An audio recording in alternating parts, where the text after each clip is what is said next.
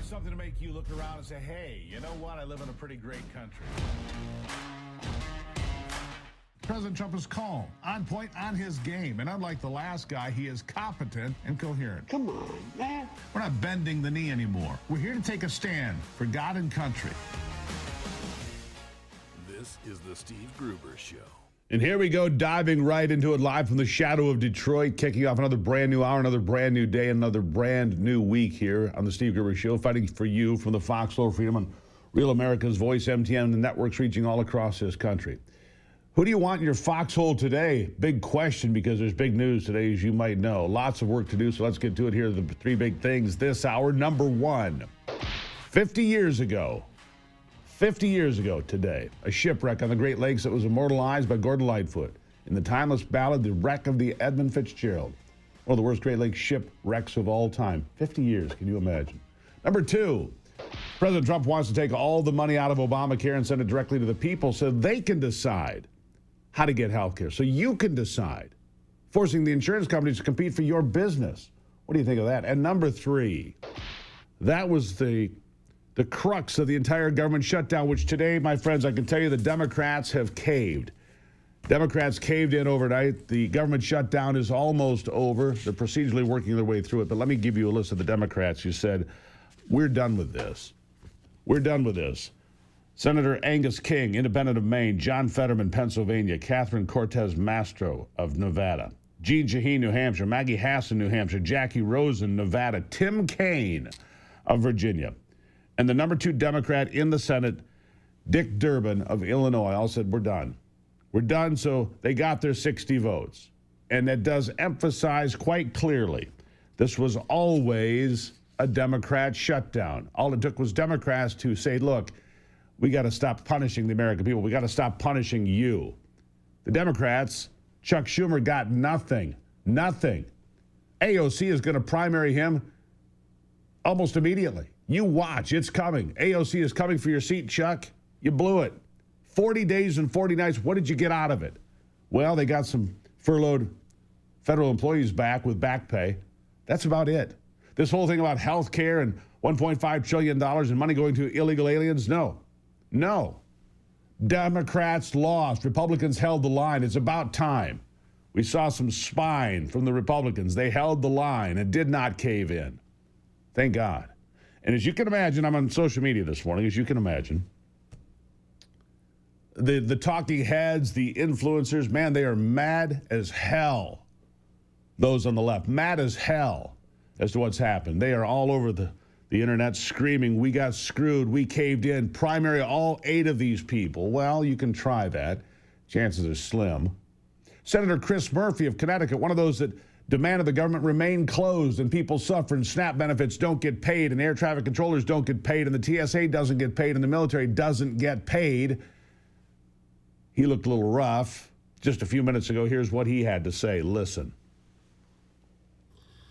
The vote hasn't closed, but it looks like 8 Democrats have joined Republicans to vote for a temporary reopening of the government for about 2 months, but a bill with no protections to stop the coming healthcare disaster in this country caused by Donald Trump's premium increases, nor any provisions to meaningfully stop Trump's corruption and his illegality.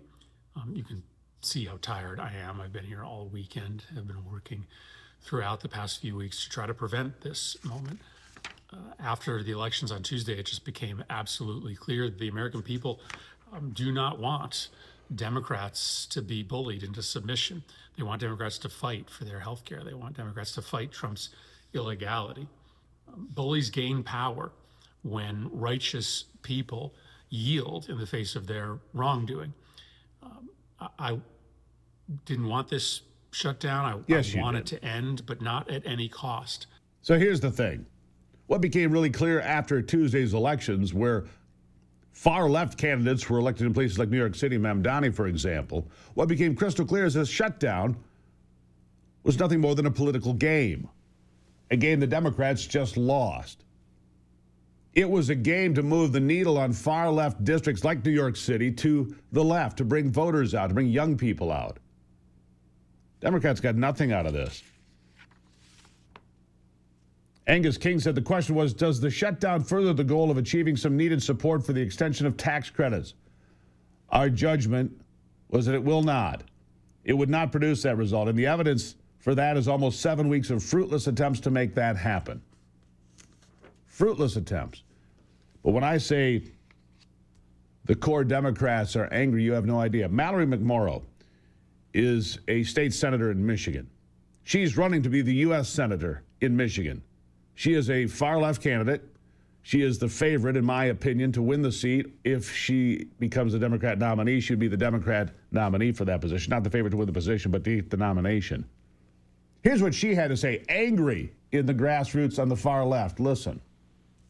All right, we have got to talk about this deal that just passed through the Senate because it is a bad one. Americans cannot afford this deal. I want to set the stage on why the government was shut down and what happened, because Democrats were only asking for one thing. They were asking for an extension of ACA subsidies to ensure that your healthcare premiums didn't skyrocket.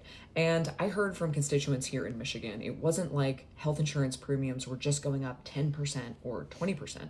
Some of you were reporting seeing your health insurance premiums double, if not triple. I was just up in the Upper Peninsula and I heard from leaders of UP Health Systems who were concerned that this is just going to lead to people canceling their health insurance, which means they won't go to doctor's appointments, they won't seek preventative care, they will wait until they are so sick that She's they right end up about in that. the ER. The healthcare system is broken. Why is that? It's broken by design. Obamacare was never designed to work. It was designed to usher in a new day of single-payer health care in America. Government health care, solely. That's what it was designed to do. It was never designed to work. It was never affordable. It was never about care. It was an act, all right. It was a big act by Barack Obama and the Democrats to bring us to where we are. And that's all it ever was. That's all it ever was. It was designed to fail, and fail it did. And now the Democrats, after 40 days and 40 nights of a shutdown of government, have nothing to show for it. Airport problems, SNAP benefits not being paid, essential government employees not being paid. And look, the Democrats voted against paying the military. They voted against paying the TSA. They voted against paying air traffic controllers. Time and time again, even special provisions were put forward to say, hey, we need to pay these people. And they didn't care. They didn't care. Well, 8 Democrats have seen enough, thankfully. Now we've got some more hurdles to get through here, but you're at 60 votes. It's on its way to being reopened before Thanksgiving. Common sense prevailed. Tomorrow, by the way, is Veterans Day. We honor those who serve with courage and commitment. Today's segment proudly sponsored by PuroClean's Veterans Initiative, the PuroVet program. Veterans find new purpose in property restoration and entrepreneurship. The PuroVet program offers veterans a 25% discount on franchise fees, assistance finding funding, industry-leading training and support.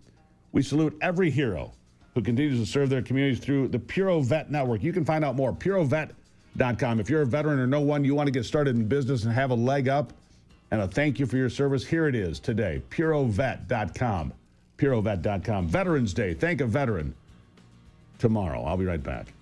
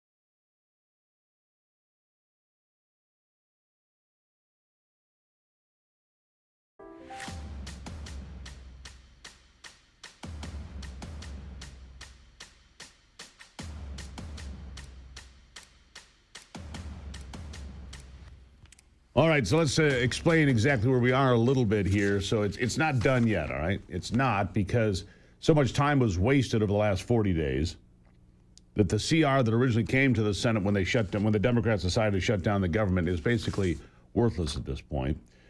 So Sunday's vote, one a short while ago, is the first of a series needed in the Senate to modify the original House-passed continuing resolution, combine it with a 3-bill spending package and an updated CR, which, if passed, would run the government through the 30th of January. I think they've learned their lesson. Now, if we blow this window, this is a quote, if we blow this window, we're going to get stuck with a year-long CR, says John Hoeven. He's the Republican senator from North Dakota. And the shutdown won't end in the Senate, just again to be clear about this, given that the changes of the legislation need to be greenlit by the House and approved before it makes it to the president's desk. You know, the Democrats can still play games here. They can extract pain through procedural nonsense and so forth. But after 40 days and 40 nights and 8 Democrats saying we've had enough of this, I would hope that Chuck Schumer, even though he is going to get primaried, you can bank on it. AOC is coming for his seat. He might still try to play games. Fairly embarrassing, actually. The Democrats did nothing but hurt the American people. Hurt people that needed food stamps. Hurt people that needed paychecks. Good news for them. They can pay the mortgage now and feed the kids. If you wonder about the Democrat shutdown, just thank a Democrat somewhere. Say thank you so much for shutting down the government and accomplishing absolutely nothing. How about you go negotiate behind closed doors? How about you go do your job? Get in a room with these people. You want health care to change? Great. The president offered what I think is a brilliant idea. You're going to see legislation moving in the Republican House on this probably today. President Trump put out a Truth Social where he said, how about we stop sending the money to Obamacare and paying all this money to the insurance companies, and we give the money directly to the American people? Brilliant idea. You know what would happen then? Insurance companies would have to compete for your business. They'd have to compete for your business. Here's our plan. Oh, it's not as expensive as their plan. We offer a little bit more than their plan. The free market comes back in. The insurance companies, here in Michigan, for example, Blue Cross and Blue Shield, the guy in charge of that deal took a pay cut this year. His compensation, I don't know how he got by, just over $14 million. More than $1 million a month. And he took a pay cut because the insurance companies are rolling in cash and their lobbyists in Washington are rolling in cash. So how about we take the insurance companies that both sides seem to have problems with and take the power away from them? Don't just dump money into their pockets. How about we put the money into the hands of the American people and let you decide? What a brilliant idea. Once again, President Trump comes up with an idea and sets the whole thing on its head. Boy, are they angry online, I can tell you that. They are angry. How about a couple of other different points of view? Secretary of Labor, Lori Chavez DeRimmer, by the way, a Democrat. If you didn't know, the Secretary of Labor is a Democrat, former member of Congress, blames fellow Democrats, one specifically for the shutdown. Here's what she said. We certainly don't have a crystal ball about what we can see, but I think Kevin's correct. The trickle-down effect is what's hurting the American people. Jackie, 40 days of a shutdown is where we are right today, and I'm hoping that the Senate Democrats will get it right. This Schumer shutdown is hurting all Americans, not only our current workforce, but our future workforce. And, you know, BLS, Bureau of Labor Statistics, which falls under the Department of Labor, while independent, we're not even able to collect that data and or report on it because we don't have the workforce in place to do so. The markets count on it, the Americans' economy counts on it, and the momentum that we had moving forward before Democrats chose to shut down and hurt the American people. I can tell you, as a former member of Congress, I voted 5 times for a clean CR under the Biden administration, under Biden levels of funding, the 2023 levels, because we never want to play games on the backs of the American people, and that's what's happening. Yeah. It's exactly what was happening. They were playing games with the American people. 100% that's what was happening. Lee Zeldin, the director of the EPA, the administrator there, says the damage from the shutdown, even though we're coming close to having it done now, the damage could linger. Here's what he said. Well, the good news at the EPA up until now is that we've been able to operate off of carryover funding through this shutdown. So a lot of our agency has still been at the workforce and to be able to get our job done. We've been getting permits at the Trump administration at Trump speed. The most durable solution, you heard that person you were interviewing with use the word durable. Long term, it's for there to be reform in statute where permits take less time, cost less money, and have more certainty. With President Trump in office, we've seen announcements of trillions of dollars of new investment in the country. I've been traveling the country. I've been to 48 states so far, and I've been there for where groundbreaking has already happened of multi-billion-dollar projects from West Memphis, Arkansas, to Idaho Falls, Idaho, Cheyenne, Wyoming, and that list goes on. Trillions of dollars pouring into this country because President Trump was in office. So we're fulfilling that Trump mandate. The longer this shutdown goes on, though, and we have to furlough more employees, yes, we're going to start to see an impact across the board. And that's why this shutdown needs to end. And the shutdown is in the final hours now, it seems. It's going to take a little bit of work here. Maybe, I don't know if they'll take a day or two, whatever it takes. The end is near, my friends. The end is near. One more comment came from the National Economic Council Director, Kevin Hassett. He said, there's not a calculation here. Open the government. Do your job. If you want to negotiate health care. You don't do it by shutting down the government, which is what the Democrats have always said before. Boy, did they blow it this time. Here's Kevin Hassett. We don't have a political calculation. Our calculation is to get the government open, to get the food stamps to people, and to get people to be paid. 750,000 government workers aren't getting paid right now. I know you're talking to the governor of Maryland in a minute. I'm sure his people are really hurting. Let's just get the government open, and then let's talk about things like the health care premiums. But do that through regular order. That's right, through regular order. There you have it. Democrats were celebrating, dancing in the streets, the election of a communist in New York City less than a week ago. Well, those celebrations have dissipated, to say the least. It's a new day in America. Again, if you're just joining us, 8 Democrats joining Republicans to end the government shutdown in the United States Senate because it was always the Schumer shutdown. This is the Steve Gruber Show. I'll be right back.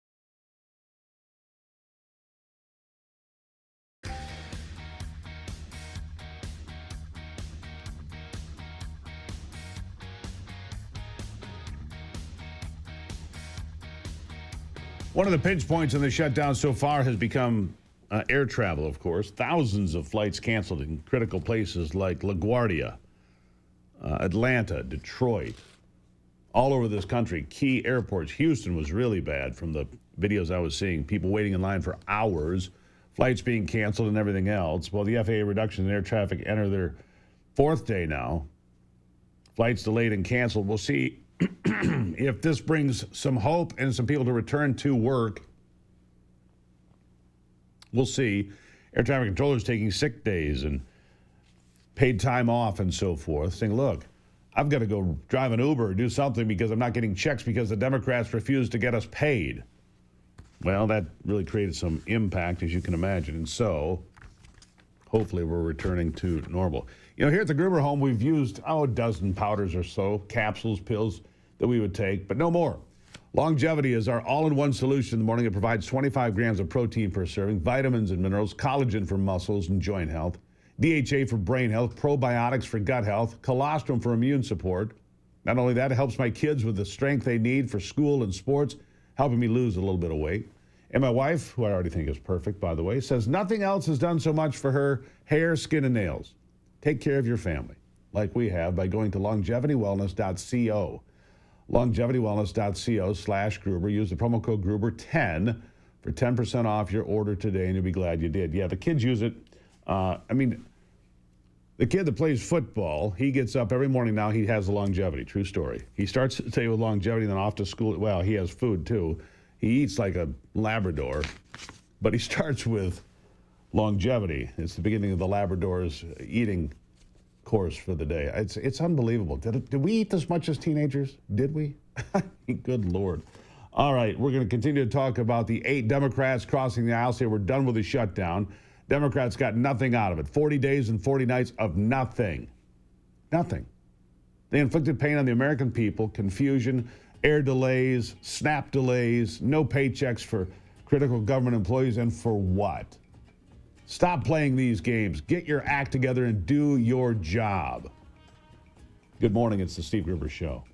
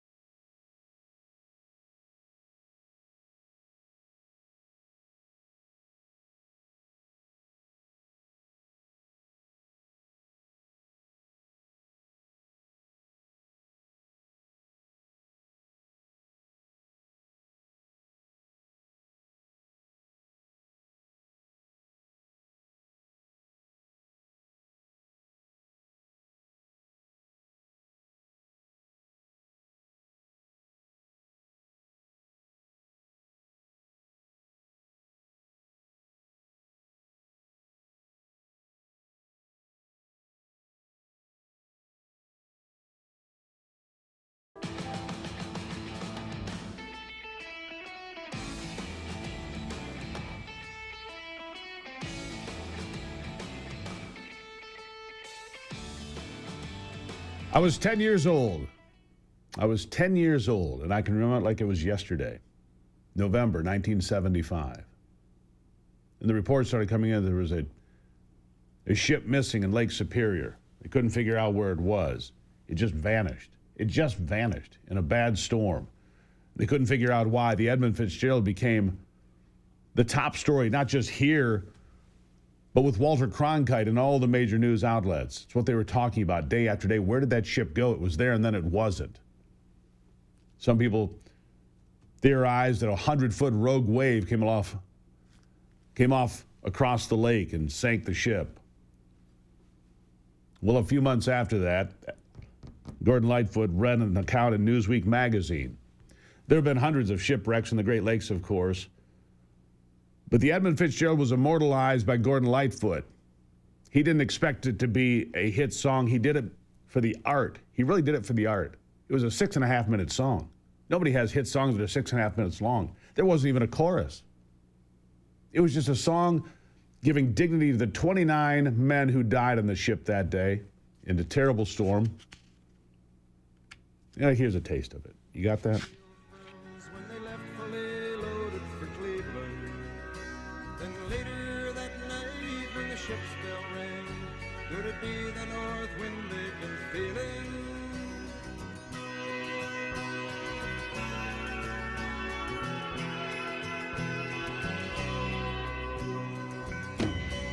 We can't play too much of it because we get in trouble with the folks out there, but I think this is a news story today. So we took a chance. We rolled the dice. It's just one of those things that you remember from your childhood. It's just seared into your memory. And then you hear the song and you go, wow, it's been 50 years. 50 years since that happened. Boy, when did I get old, huh? Now you know how old I was. If I was 10 then. Anyhow, you got it. The Edmund Fitzgerald, 50 years ago, and it was took years for them to find it. And then the bell was raised and put into the museum up there. And so there you have it. I didn't want to let that day pass without marking that. Tomorrow, of course, Veterans Day, so a lot of things to remember here, but days that have gone by and people that have gone before us. And it's just an important thing to remember, important day in American history. All right. So the big thing in American history today continues to be the end of the shutdown. The end of the shutdown. It's incredibly important that we learn from this. 40 days for what? I'm serious. 40 days for what? To inflict pain on those that can least afford it? Look, healthcare is out of control. But you don't accomplish that as the minority party by throwing a temper tantrum and shutting down the government. All right? You want to negotiate it. And I think what Donald Trump has put forth, and I'm going to tell you again, you're going to see legislation coming forth today from Republican members of Congress to say, you're right. We should have health savings accounts. You can't just give them the money because people will spend the money and blow it on something. There has to be a procedure where it goes into an account that can only be used for prescription drugs or doctor's visits or, God forbid, visits to the hospital. That's the only way it can be used. To pay insurance premiums, the only way it can be used is to do it that way. It can pay for health care and health care related expenses, and a health savings account, which, by the way HSAs work, if you're healthy, say you're in your 20s. Young people, pay attention. If you're in your 20s and you put $5,000 a year into an HSA or whatever the number is, I'll just use that number, and you don't spend it because you're healthy and you're in your 20s, it rolls over and the account gets bigger. And it rolls over and the account gets bigger. A few years down the line, if you've had a healthy run, you might have extra money in your pocket for retirement. That's the way health savings accounts work. I think it's a brilliant idea by Donald Trump. In theory, we have to see how it would be put together. But like I said, you're going to see Republicans come out and say, here's an idea on how we can do this. So that's why shutting down the government was a terrible idea. It was a terrible idea from the beginning, and 8 Democrats, most notably to me, Tim Kaine, who ran with Hillary Clinton as her vice presidential nominee back in 2016, and Dick Durbin, the number 2 Senate Democrat, were among the 8 that said, we're done here. John Fetterman, of course, the one sane voice in all of it through the whole thing, who said, I can't vote for this. I'm not shutting down the government. I'm not denying people their paychecks. So now it's time to get to work. Let's get these spending bills sorted out, figured out. Don't blow $1 trillion on health care for illegal aliens. Don't blow money where you don't need to. Let's get health care costs under control for Americans. I agree with that. Everybody agrees with that. Look, we're a company here. We've seen our premiums go up double digits or more through all of the Biden years. It's not like it's new this year. It's been going up double digits for years now. Everybody knows it. To blame Republicans for the Obamacare disaster, please. Like I said, it was never about affordability or care. It was always just an act. That's all the ACA was, an act that was meant to fail, that was meant to usher in single-payer health care here in America. And they came close. Republicans have a chance now to lay the groundwork to build the foundation for better health care costs and services. I mean, Donald Trump has already been working to lower health care costs by lowering prescription drug medication costs, lowering weight loss medication costs, once again, lowering insulin costs. These are all things that are happening. These should be bipartisan issues. These should be things that everybody supports. They really should be. They should be things that everybody supports. By the way, here's some fun. Secretary of the Treasury Scott Bessent smashing George Stephanopoulos on ABC about the shutdown yesterday before these votes took place. This is fun. Enjoy this one. George, the best way to do it, and look, you were involved in a lot of these in the 90s, and you basically called the Republicans terrorists, and you said that it is not the responsible party that keeps the government closed. And so what we need is 5 brave, moderate Democratic senators to cross the aisle, because right now it is 52 to 3. 5 Democrats can cross the aisle and reopen the government. That's the best way to do it, George. I can disagree with you about the history there, but we don't need a history lesson right now. George, let's talk about what's happening right now. If you want, I've got all your quotes here. I've got all your quotes here, George. I'm sure you do. But let's talk about the situation right now. Read your book. So you got one purchase on Amazon this week, and that's very much what you said. Read your book, George. Got it right here in my hand, George. This is what you said, George. Don't try to change the subject, George. Democrat operative, one of Bill Clinton's key players in Whitewater and the Monica Lewinsky fiasco, George Stephanopoulos, pretending to be a journalist for the last 25 years. He's not. He never was. He's always been a left-wing hack. George, I got your book right here. You want me to read it to you? I love that. Nice job, Mr. Secretary, for taking George Stephanopoulos out behind the woodshed and giving him the what for. I appreciate that. I do. All right. It's snowing where we are. How about you? I mean, winter showed up early and with a vengeance. I mean, I woke up yesterday. It was snowing. It's still snowing. It's not even Thanksgiving. Good Lord. Get the shovels out, boys and girls. I'll take a break and be back. It's the Steve Gruber Show.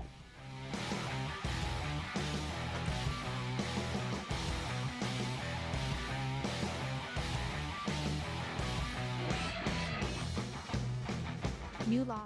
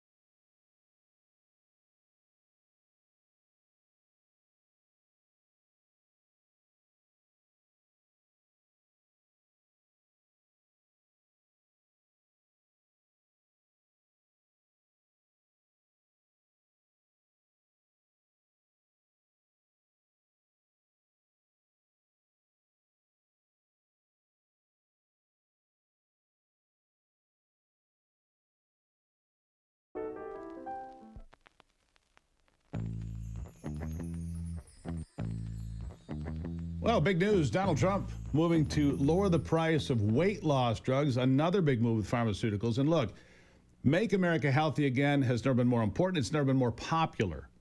Taking care of yourself, making sure you lose weight, making sure you get the vitamins you need, making sure you eat right, make sure you exercise. It's all really important. And joining me now is Jeff Hooks. He's the president and CEO of Victory Nutrition International. Jeff, nice to have you back on the program. Hey, thank you, Steve. Great to be here. You know, Ivy was making me be healthy again before it was cool.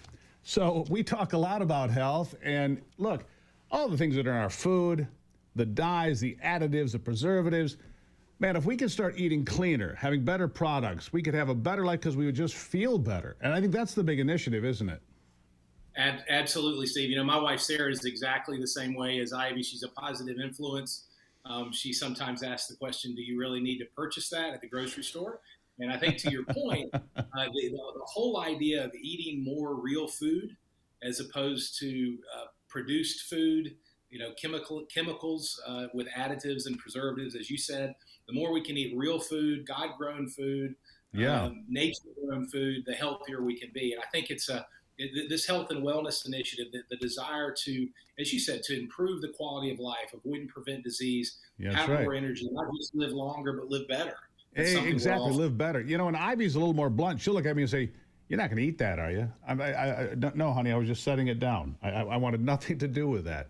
But you go to the grocery store, you stay on the outside four walls, you're going to have the dairy department, the produce, the meat, the bakery, the real food. When you get led astray in the middle, that's where you find things you shouldn't consume. And that's a big part of what Victory Nutrition International has done. You've gone out, you've made the best vitamins out there. And the reason I know that is because of Ivy.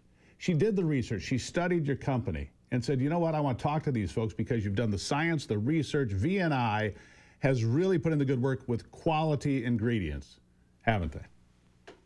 Absolutely. We're committed to all of our products, Steve, as you and Ivy know, and you've been enjoying the products now for a few months. All of our products are designed in different ways to restore the body's ability to use oxygen and water. And here's the key point: to make energy, maintain energy, and eliminate waste. That's metabolism. Make energy, maintain energy, eliminate waste. And so that's our focus with all of our products.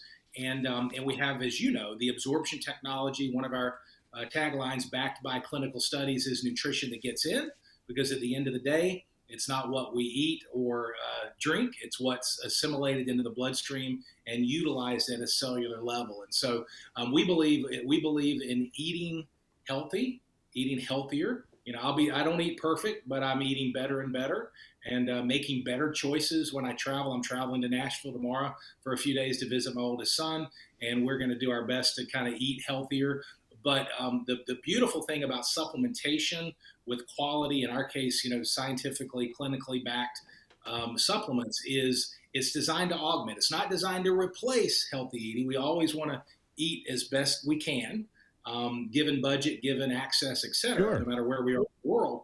But then supplementing and filling in those gaps to have the highest quality of life we can. That's always our objective. Right. So you're going to go off with your son and try to mind your manners when it comes to the menu. I understand that. We just got back from a little trip, Ivy and I, same sort of thing. Let's kind of keep track. Let's not go completely off the rails. Have some nice meals, but you can make good choices. That's right. But I want to go back to what you said, clinical studies. That's what caught Ivy's attention when she was looking at the website the first time and getting introduced to your company. You only have 6 products. And clinical studies, science-backed, and the best that's out there. And trust me, she is a stickler for this. That's why I know that when she says, here, take this, I'm getting the best thing that's available. And I think that really says a lot. The clinical studies, the science backing. Yeah, we're committed to, you know, we're proud of these formulations. They're proprietary formulations. We use premium ingredients backed by IRB, Institutional Review Board, peer-reviewed clinical studies on the finished products. You know, and we also have ingredients, premium ingredients that many of those ingredients are patented and have clinical studies as well. So we believe it's a combination of having the right recipe, the right formula, and then the right ingredients that make that recipe come alive. And then the last piece of the puzzle is, again, that absorption technology that makes sure we get it in the body, nutrition that gets in. So yeah, we're doing our part, and again, just very grateful that you and Ivy found us. And when you talk about, you know, we're talking about eating right. Look, we're going right into the holidays. Thanksgiving, real close. Christmas not too far away. It's a time that people eat a variety of things that maybe they shouldn't. And so I want to talk about a couple of your products, Trimrox and Enzor, because gut health is incredibly important right now. And you've got a couple of specials for the folks today about gut health. First of all, Trimrox and Enzor, tell the folks what they are and how they work. Yeah, so Enzorb is, and that's what you see on the screen there on the left, the light blue. Enzorb is our clinically proven metabolic enzyme product, and the kind of the rationale behind that formula, this formula, is none of us, as we've discussed, are not eating enough raw food, real food, live food, and with raw food comes live enzymes. And enzymes scientists have called them the spark plug of life, meaning every single bodily function is dependent on enzymes, including blinking. Right. And our bodies don't make enzymes. So we've got to get them either through the food we eat or, in our case, through Enzorb. And so Enzorb, we've got a clinical study that all of our participants showed significant improvement in immune health and also improved sleep. So we've got the gut health bundle, we've got the Enzorb, we've got the Trimrox. Trimrox is it's fun. Is our newest. It's like Pop Rocks, folks. For the people that are old enough, you remember Pop Rocks? It's like that. It's fun, and it boosts your metabolism. It's fun to take. It makes you feel like a kid again. That's exactly right, isn't it? Yeah, it is. It's designed to boost cellular energy. For those of you that have maybe a little bit more kind of nutritional understanding, it's a nitric oxide, so a very healthy cardiovascular. It helps the body and use oxygen and then burn fat, and then especially cortisol, the stress hormone. Two big specials right now. I've only got about 20 seconds here. The Gut Health Bundle, the Gut Health Buy One, Get One Bundle. You can find these both at vni.life/Gruber. They're good through November the 15th. You can get prepared, get healthy before Thanksgiving, before Christmas. Trust me, Victory Nutrition International is a great company. vni.life/Gruber. Folks, we've been using it for months. You should try it now. Jeff, thank you for being here. Thank you so much, Steve. Appreciate your work. You're a beacon of light, sharing some truth in a dark world. So thank you so much. Thank you. We'll be right back after this.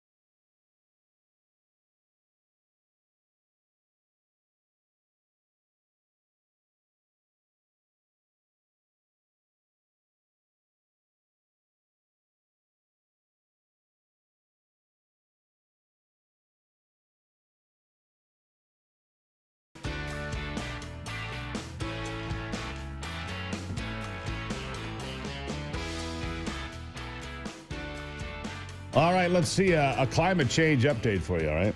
Here's your climate change update for today. I couldn't believe it. I went upstairs. I got one of these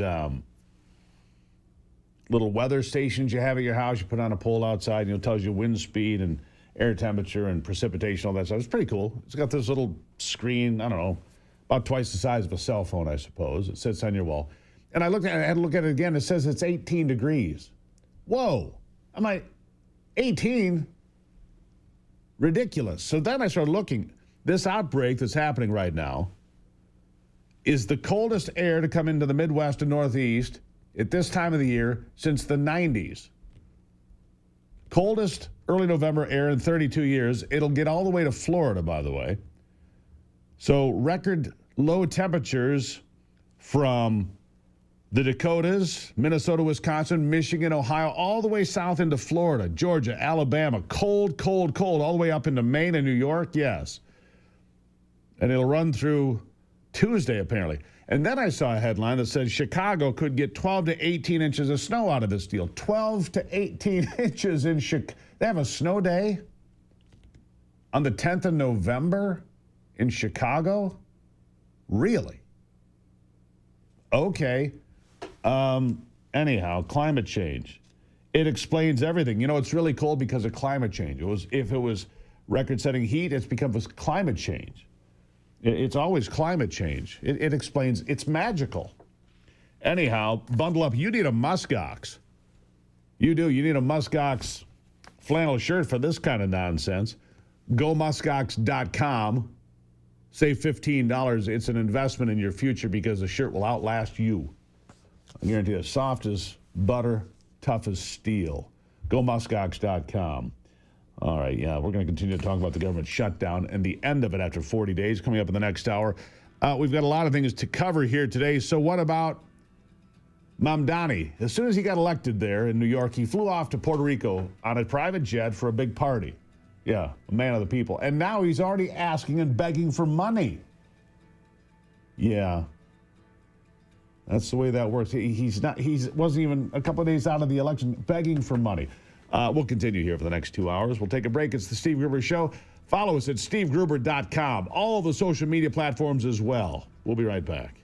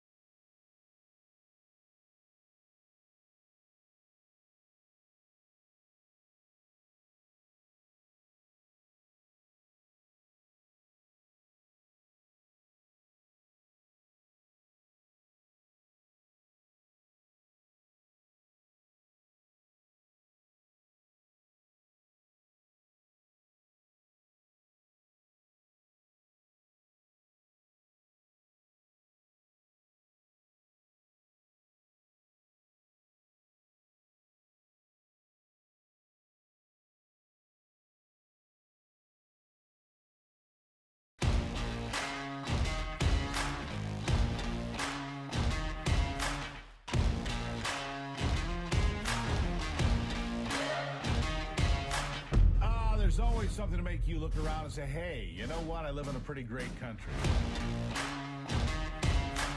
President Trump is calm, on point, on his game. And unlike the last guy, he is competent and coherent. Come on, man. We're not bending the knee anymore. We're here to take a stand for God and country.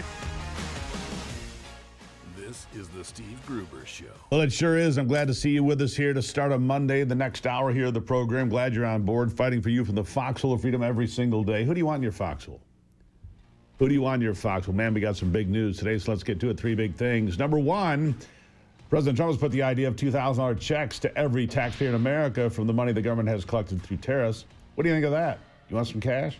Number two, New York Governor Kathy Hochul, after applauding Zohran Mamdani, is saying most of his big ideas are just too expensive, will not be funded, like free buses in the Big Apple. That's going to create some anger. And number three, 40 days and 40 nights, the longest government shutdown in history. And regardless of what you may think, one party, the Democrats voted over and over again to keep the government shut down. They voted over and again to not fund paychecks for the TSA, air traffic controllers, and our military, among others.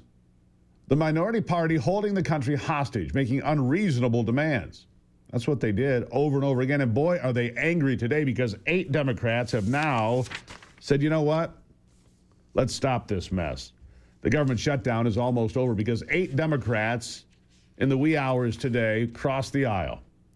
Senator Angus King of Maine, he claims to be an independent but votes with the Democrats. John Fetterman of Pennsylvania, Catherine Cortez Masto of Nevada, Jean Shaheen, New Hampshire, Maggie Hassan, New Hampshire, Jackie Rosen of Nevada. So both senators from Nevada, both senators from New Hampshire voting to end this mess.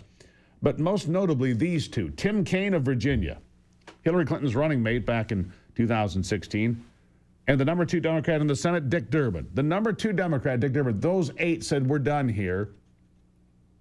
They're now voting to open the government, which means, my friends, it has always been the Democrats' shutdown. It has always been the Schumer shutdown because it took Democrats to vote with Republicans to open the government. There's some hurdles to go, but with these 8 on board, it will now move forward. And people on the left are just spitting mad like a hornet's nest got kicked. Peggy Flanagan is a woman who's running to be the next U.S. Senator from the state of Minnesota.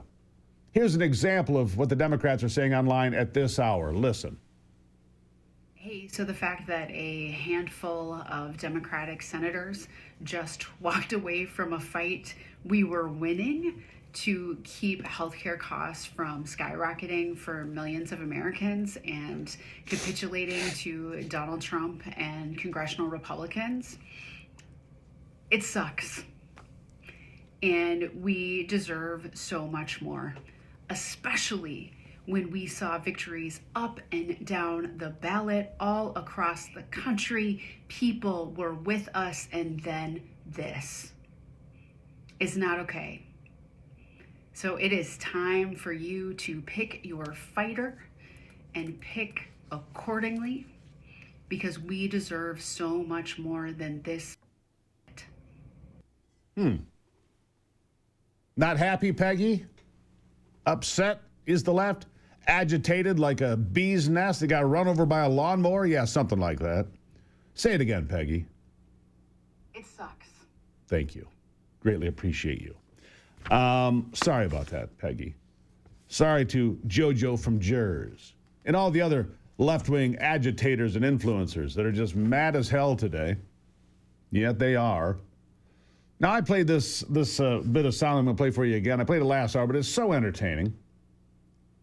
Now, this conversation happened yesterday morning on ABC News. Secretary of the Treasury Scott Bessent smashing George Stephanopoulos on the shutdown and the truth, and the fact that George Stephanopoulos, when he worked for Bill Clinton, one of his key players who helped whitewater, and cover up Monica Lewinsky. Somebody needed to cover her up. This is just so entertaining. Listen to this.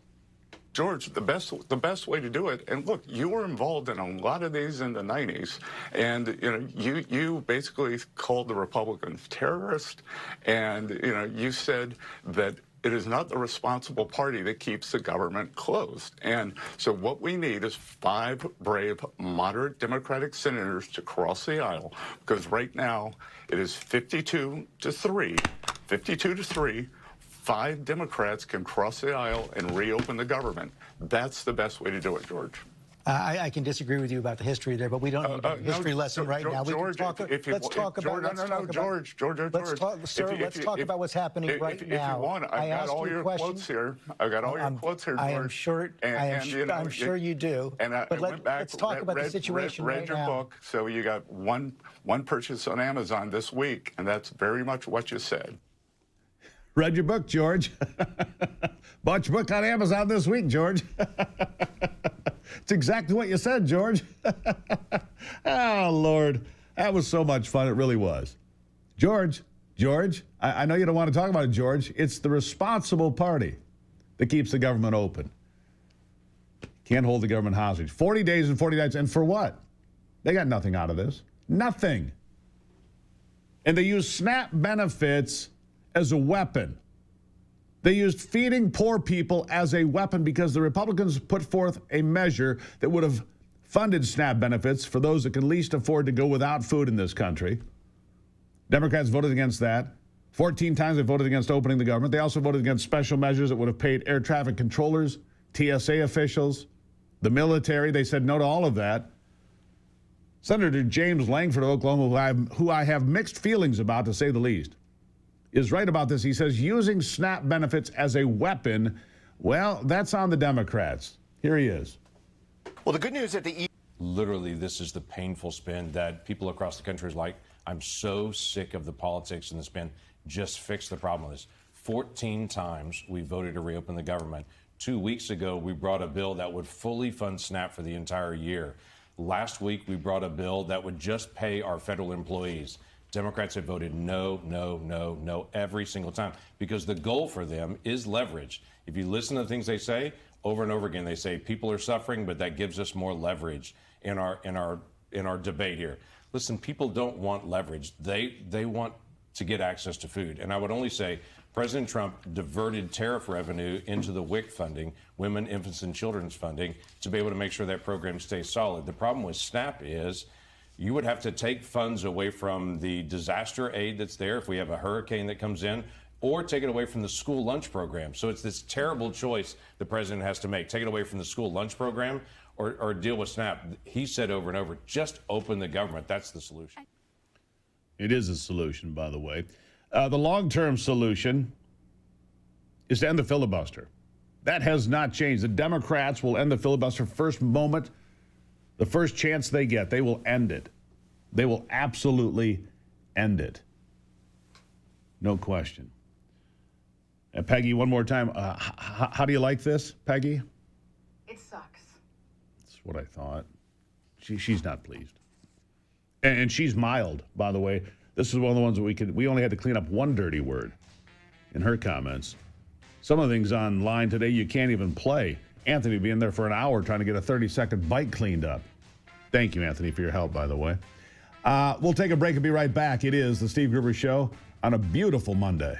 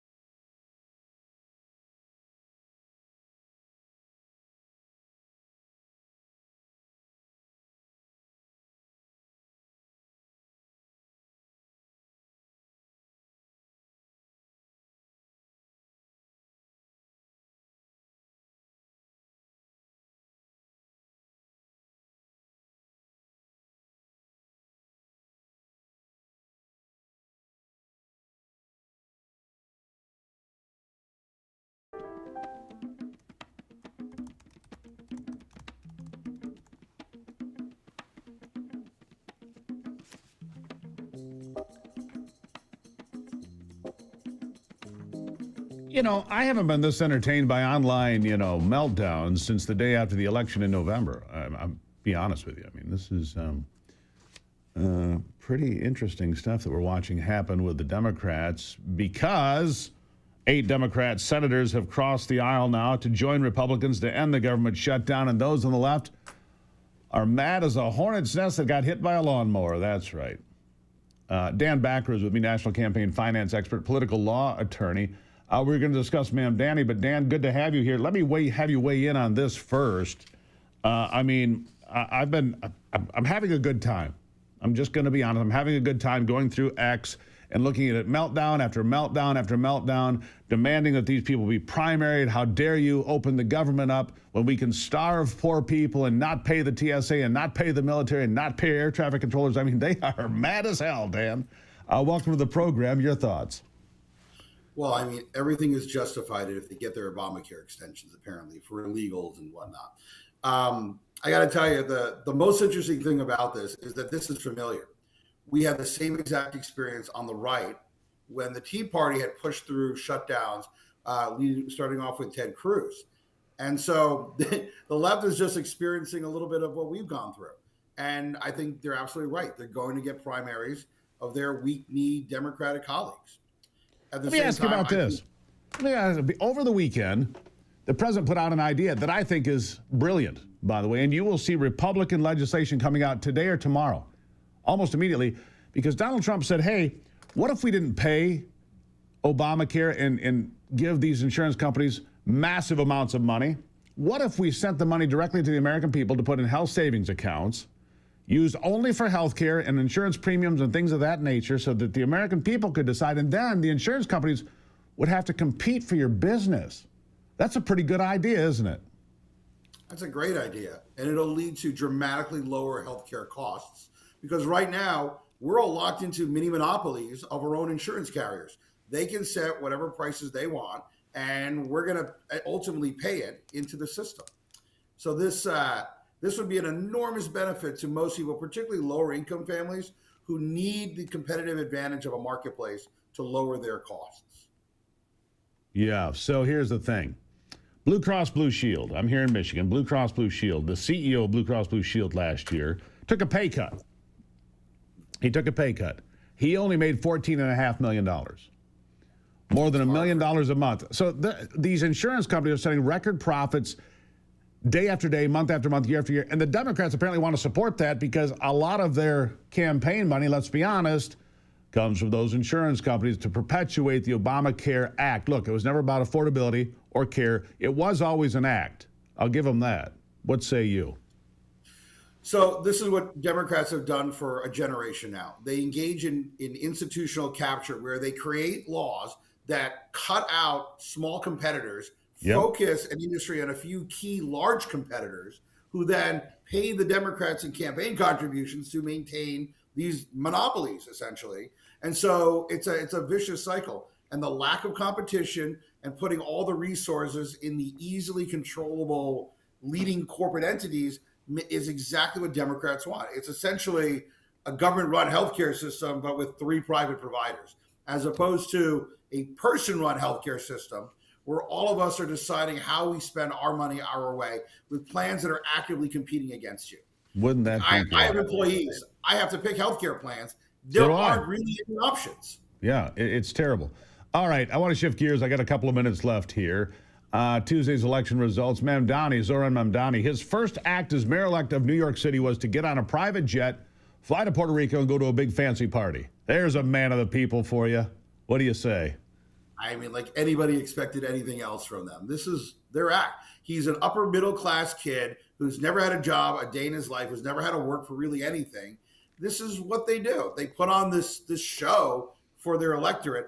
And I don't think he doesn't mean it. I mean, he is going to destroy the New York City economy, hands down, no question, with attempts to take away people's property rights and their economic freedoms. But of course, he's not really one of the people.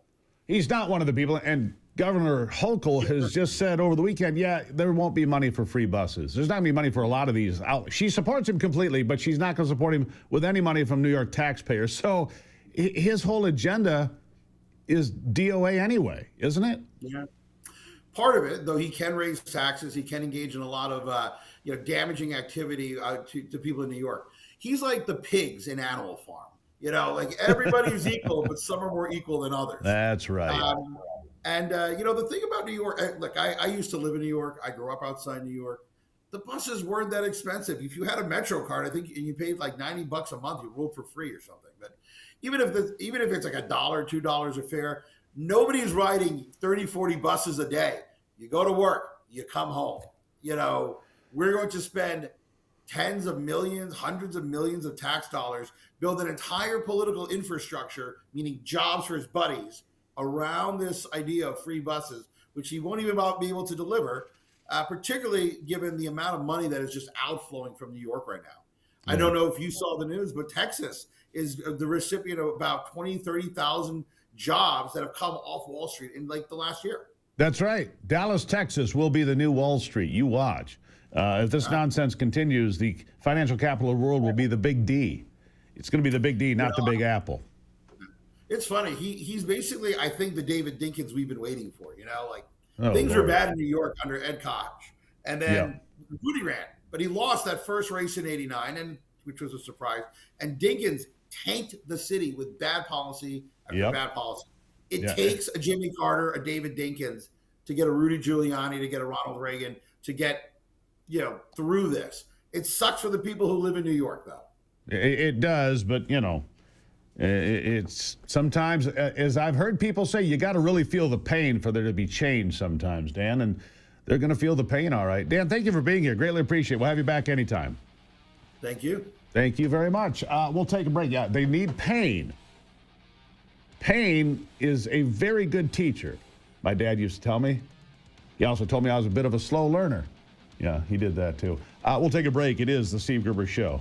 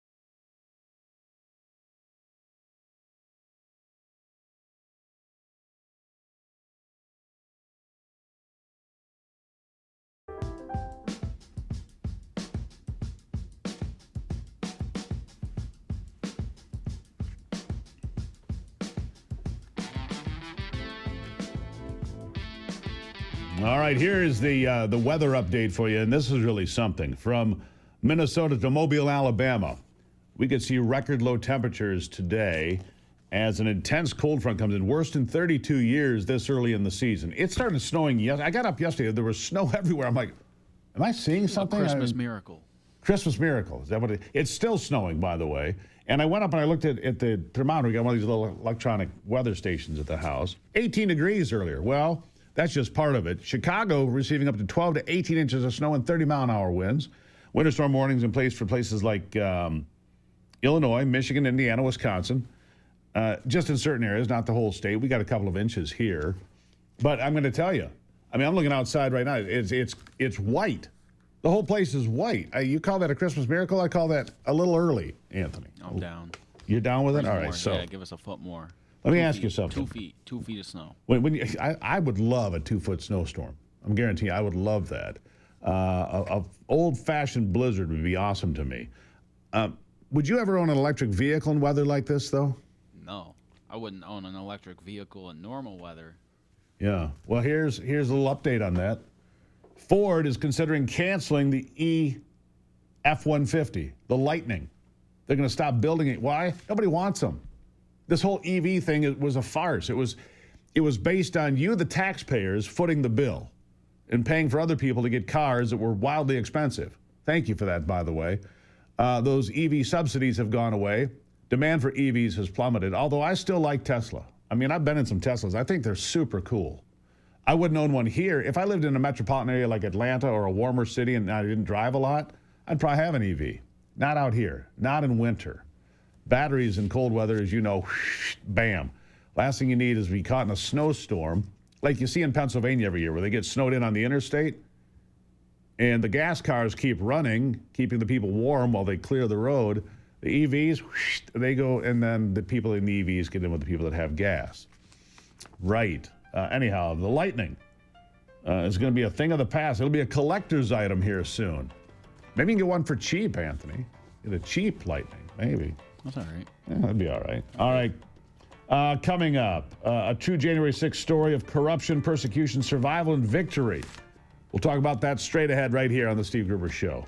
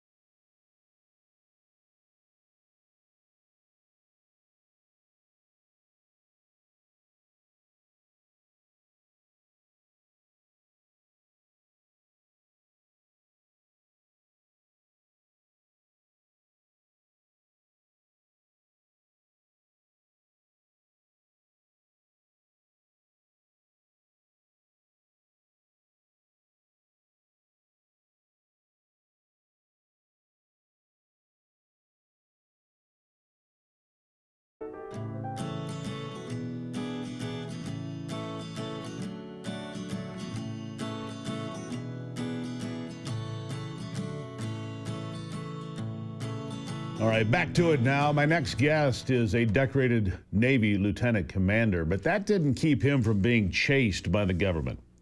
Prosecuted, or maybe persecuted is a better way to put it. Thomas Caldwell has written The Mouths of the Wicked, a true January 6th story of corruption, persecution, survival, and victory. It was released on the 6th of November. He joins me now. Lieutenant, thank you for being here. Thank you so much for having me, Steve. It's a pleasure. All right. Tell us your story. Give us the overview. Well, my story of January 6th is different from that of any other January 6th defendant you'll ever hear from in a number of different ways. I'm an intelligence officer by trade and training, and the story that I tell in this book is one where I bring the receipts, and I can really tell you about the corruption of this entire operation. I never did anything wrong on January 6th. I never went inside the Capitol. There was no investigation done of me before the FBI sent a SWAT team with an armored vehicle to my home here in the Valley of Virginia, nearly killed my wife on the front porch of our home, dragged me off to solitary confinement. They tried to tell the entire world that I was the mastermind of January 6th, even though they knew that wasn't true. And when I languished in solitary confinement in an odious little prison in Virginia and was able to finally get an attorney, he spoke to me through the bulletproof glass while I was chained up, and he said, "Tom, the Department of Justice knows that you're innocent, but they don't care."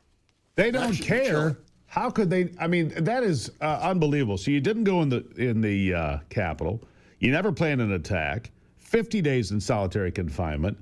You're a member of Oath Keepers, who they certainly tried to smear and label the Oath Keepers as some sort of militant organization, white supremacist group, and everything else they tried to lay on Oath Keepers, right? Well, let's clear this up right now. I was never a member of the Oath Keepers, was never asked to become a member of the Oath Keepers. This is just more twaddle. And I always tell people, even if you think you know something about my story, what you really know is stuff that came from the mouths of the wicked Department of Justice attorneys who were trying to smear me. All these things that they said where I challenged congressmen and I threatened them, it was all a lie. And we proved that in a kangaroo court in a federal jurisdiction, Washington, D.C., but you never hear about that. Did you win? In this book, I take you right there. The depravity of the legal system and the last 4 years under Joe Biden, and even now in this revolving door lawfare place, I can say that in America, justice, Steve, is just us. Yeah, well, that's fair to say. What was the outcome of your court case? Well, they actually took me to trial after about a year and a half of trying to crush us financially and all of that. There's nothing new. Many people suffered that. I went to trial on 5 different felonies, and I should point out that the Department of Justice was 65-0, undefeated. They got a guilty verdict on every single charge against everyone who had the temerity to go to federal court and challenge them at a jury trial until mine. We had 3 that were dismissed outright by the jury in D.C. We took one all the way to the Supreme Court and won there too. And the one thing that they hung on me was they said, well, we think you must have destroyed some evidence. We can't really find it, but we're going to convict you of that. And even at my sentencing, the judge said, Mr. Caldwell, after all this time together, the government has failed to meet its burden of proof that you did anything wrong. Go home and good luck. 4.5 years, Steve, of fighting. Unbelievable. What an unbelievable story. So what is your recourse? I mean, you would think if you're stuck in, I mean, there are remedies, legal remedies, financial remedies. You said they tried to destroy you financially. Have you recovered? Can you sue the government? It's very difficult to sue the government for a number of different reasons. The judiciary and the prosecutors and the FBI agents who perjured themselves on the stand, they all operate under a thing called absolute immunity, something that's been upheld by the Supreme Court a couple of times in the last few years. That means they can lie and cheat and steal. They can withhold exculpatory evidence. They can get people to come in and lie. I should point out, I think that you're going to appreciate this one. The star civilian witness against the Oath Keepers who were tried with me was a convicted child rapist who traded his testimony for a new identity. He might be living in Livonia for all I know. But as far as recourse, it's awfully hard to get any money out of suing the government, and you can't sue any of those individuals civilly. There's also no criminal penalties for them. So many of them actually got bonuses for what they did and they moved on. But the more than 1,600 people, our fellow citizens, including me, who spent everything, lost their livelihoods, their careers, the businesses they might have built, and are trying to start all over, it's going to be really tough for them. Many of them can't even get a job. Yeah. So you're a disabled veteran. You're in your 60s. You're an intelligence officer. What do you believe about January the 6th? There were 274 undercover federal agents there. We know that now from information that comes out. Was it all a setup? Was it all just a trap to create this illusion that Donald Trump was this and that and his supporters were this and that? All just a created bit of theater? It seems to be that there's more and more information coming out all the time that would prove that that's true, Steve. When they first said, well, we had about 20 FBI agents on the location at the time, I said to my wife, multiply that by 10 or 20. That's probably what they had there. And they were very interested in making sure that President Donald Trump could never be president again. Some of the stuff that I share in the book, including from the 3-hour Gestapo-like interrogation that I went through with the FBI while I was chained in my house after the SWAT raid early on the morning of the 19th of January, the questions they asked: why did you vote for Donald Trump? I guess you're sorry you voted for him, huh? He's going to jail, and we're going to make sure of it. Those kinds of things should make every American very, very angry. And my time at January 6th, right, my time at January 6th, my wife was beside me the whole time. We went to hear President Trump's final address to the people. And let me tell you, she and I have over 200 photos and videos we took that day. There's no violence. It was a love fest. Hundreds of thousands of people I didn't know singing along with me patriotic songs and rock and roll hits from the 60s. Yeah. It's a disgusting chapter of American history, one that needs to be written accurately, and you're working on that. The Mouths of the Wicked, a true January 6th story of corruption, persecution, survival, and victory. Sir, thank you for the time you spent looking out for this country and for your book. Lieutenant, I truly appreciate it. Thank you for being here. Thank you, Steve. And if people do want to get the book, they can go to puffinpublishers.com. That's puffin like the seabird. Yep. Puffin publishers.com. And we think that you'll find the book very enlightening because there's stuff there you've never heard before. And I bring the receipts. And you bring you're a career intelligence officer. Of course you do. Sir, thank you very much. Thank you, Steve. All right. We'll take a break. When we come back, we're going to talk about the NRA restructuring. The NRA, I've been a member for years. They've had some trouble, you know that. We're going to talk to the new CEO, Doug Hamlin, straight ahead.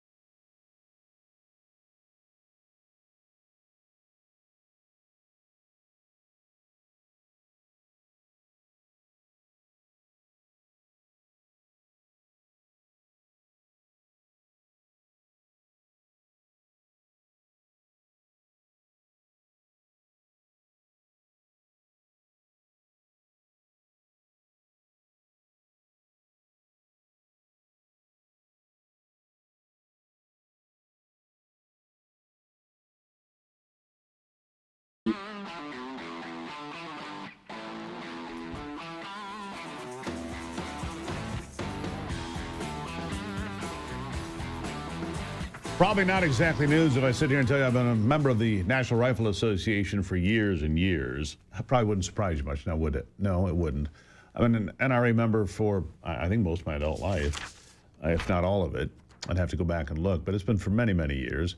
As a gun owner and a hunter and a person who made outdoor television programs for 25 years, I had a close relationship with the NRA, but they ran into some trouble, as you know, made a lot of headlines, some of it real, some of it probably exaggerated by the media because they despise the NRA, does the mainstream media oftentimes.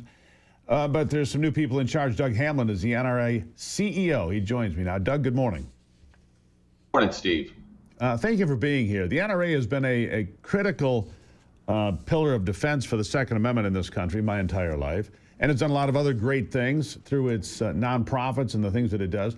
But you're restructuring, preparing for future battles for gun rights. Tell me, just give me a lay of the land and for the folks to understand what has changed, what is happening, where the NRA is today and going forward. Sure, be glad to do that. Well, we've had a little bit of a turbulent period, some of it deserved, but much of it not so. And as a result of some litigation in New York, which is behind us now, we've been subjected to a tremendous amount of lawfare. And so we're trying to reconstitute the organization. I've made leadership changes across all 5 divisions. And our goal right now is to rebuild membership. So we appreciate your active participation as an NRA member. And we're trying to get back to basics, which is education and training. We want to have more outreach with our local clubs. And we want to return to competitive shooting. We have our 3 national championships, but we're also looking at America's Rifle Challenge. We have our World Championships, and we're also looking at getting into some shotgun events. Yeah. And but as important as anything we do, we're on Capitol Hill all the time, and we're so fortunate to have President Trump in the White House. He's probably the most pro Second Amendment president in our history. And NRA's had 9 U.S. presidents as members. And so we're working really hard, and the midterm elections are coming up in just under a year. You know, the NRA, I mean, everybody knows this, Doug. You have been the focus of attention. You have been the devil incarnate for those on the left. It's the NRA. Whenever something bad happens, it's the NRA's fault. It's this, it's that. You have been demonized from sunup to sundown by those on the left, unfairly, I might add, because your battle is for protecting the Constitution. You're a civil rights organization in many respects, as far as I'm concerned. So how do you rebuild an image when you are so tarred and feathered so often by those at MSNBC or CNN or the other mainstream networks? How do you rehabilitate that image? Well, I think, Steve, it's opportunities like this to set the record straight. I mean, today's the 250th birthday of the United States Marine Corps. I'm a proud Marine veteran. And roughly 35% of our members are first responders, law enforcement, firefighters, and veterans. And so I think we're misunderstood. And, the thing that I say is we're the good guys out there. I mean, we're pillars of our community. We're very dependable people. We're family oriented. We pay taxes.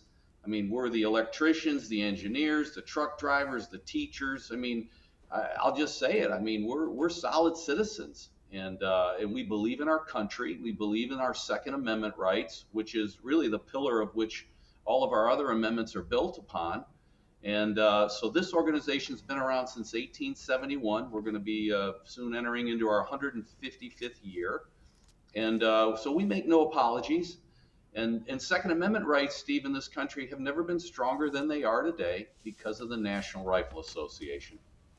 I would agree with you on that. You've defended it every step of the way. You've defended my right to keep and bear arms, as the Second Amendment is very clear about. I don't think for me, it's always been very clear. I never understood any confusion about it, but there has been.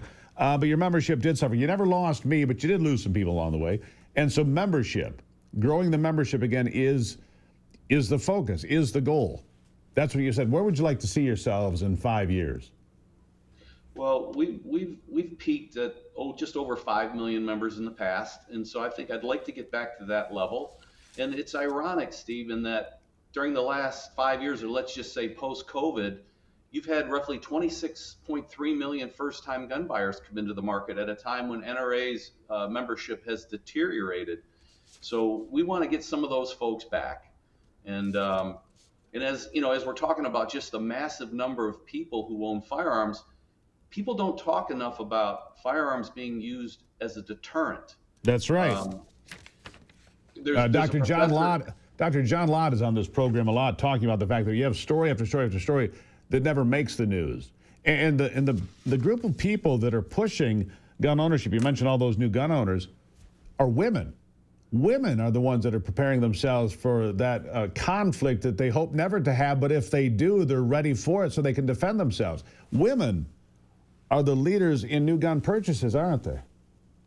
They are. Of that 26.3 million, it's estimated that 30+% are women. NRA's got a great website, NRAwomen.com. I invite your listeners and viewers to go to that website. It's content for women, written by women. And so NRA launched the site, I think it was in April of 2020, because we saw this trend developing. And it's also senior citizens as well, Steve. I mean, you talk about, 250-pound male assailant, and if you're a senior or if you're a petite woman, like my wife, et cetera, my sisters, they need an equalizer. And I had a retired Army Lieutenant General who happens to be on the NRA board say to me recently, he said, when I was younger, I used to bust knuckles. He goes, now I bust caps. So, I mean, it's an equalizer out there, and people need that right. If you'd like to find out more, it's an easy thing to do, NRA.org, NRA.org. You can find out more, get their newsletter, get their electronic newsletter, find out the new things that the National Rifle Association is doing to protect your rights. Doug Hamlin, you come back anytime. Really appreciated the conversation. Thanks, Steve. Appreciate Thank you so much. There you go, NRA.org. You can find out all about this organization and how they're fighting for you every single day. It's the Steve Gruber Show. I'll be right back.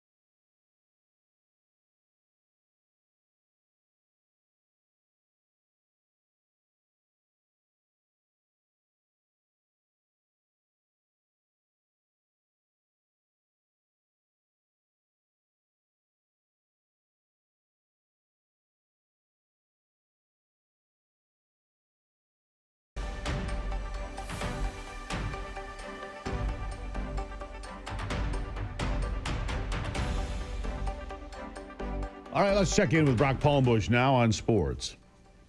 With a look at sports, I'm Brock Palmbush. 12 games in the NFL yesterday for Week 10. AFC winners included New England, Baltimore, and Indianapolis. NFC winners included Detroit, New Orleans, and Seattle. The Los Angeles Chargers beat Pittsburgh in the Sunday night game 25-10.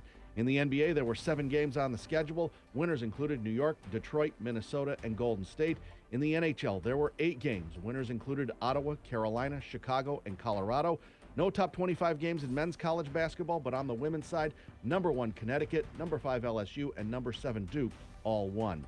Sad news in sports yesterday. Former NFL Commissioner Paul Tagliabue died yesterday at the age of 84. He succeeded Pete Rozelle as Commissioner of the NFL in 1989, and Hall of Fame coach and Basketball Hall of Famer Lenny Wilkens passed away at the age of 88. That's a look at sports. Back to you, Steve. All right, Brock, how about those Lions yesterday? I mean, they came out and just stomped on the Commanders. Yep, brilliant offensively.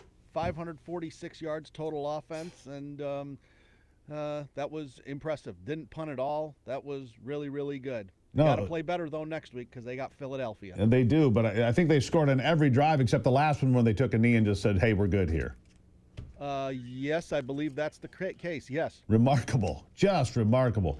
And I want to ask you about something else real quick. Arch Manning in Texas, back in the top 10 in college football. I guess Arch Manning, I mean, they were down on him early in the season, but I guess the Texas fans are okay now. Well, yeah, after that bad performance to start the season against Ohio State, a lot of people were down, and they lost another one along the way. But if they win out, they'll be in the playoff. They sure will, and Arch Manning can redeem himself. There you have it. Sports from Brock. Brock, thank you very much. Greatly appreciate you. Let's see. 50 years ago was the Edmund Fitzgerald lost in Lake Superior. You know that. Also coming up, we'll talk about that a little bit. Also coming up in the next hour, Alan Dershowitz will join me. Yeah, Alan Dershowitz will join me. The case for vaccine mandates. Faith becoming a crime paves road to selective prosecution. And what about Mamdani? Mandate. In New York. Well, what about that? What was that, Anthony? Mandate. Quick break on the Steve Gruber Show. We're going to get Anthony his medication. We'll be right back.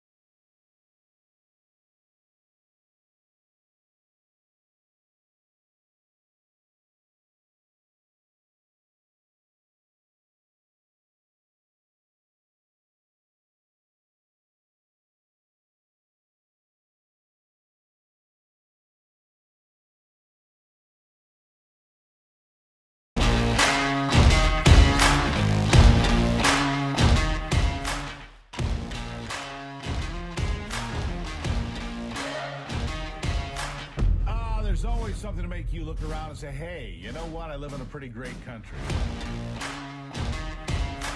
President Trump is calm, on point, on his game. And unlike the last guy, he is competent and coherent. Come on, man. We're not bending the knee anymore. We're here to take a stand for God and country. This is the Steve Gruber Show. Well, it sure is, and welcome to it as we dive into another brand new hour here on the program on a big day. It's a big Monday.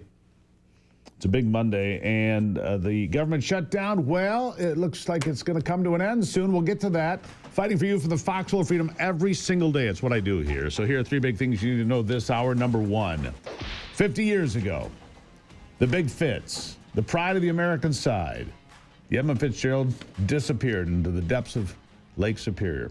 Number two, another winter storm punch, much like that one from 50 years ago, hitting America right now. Coldest snap in 32 years. Record cold from Chicago to Florida to Alabama. All of that, we'll give you that. Plus big piles of snow from Chicago around into Michigan in the southwest corner there. And number three, the government shutdown. Democrats have caved in. Democrats have caved in after 40 days and 40 nights of chaos and nonsense for no particular reason. And boy, the natives are angry. Angry.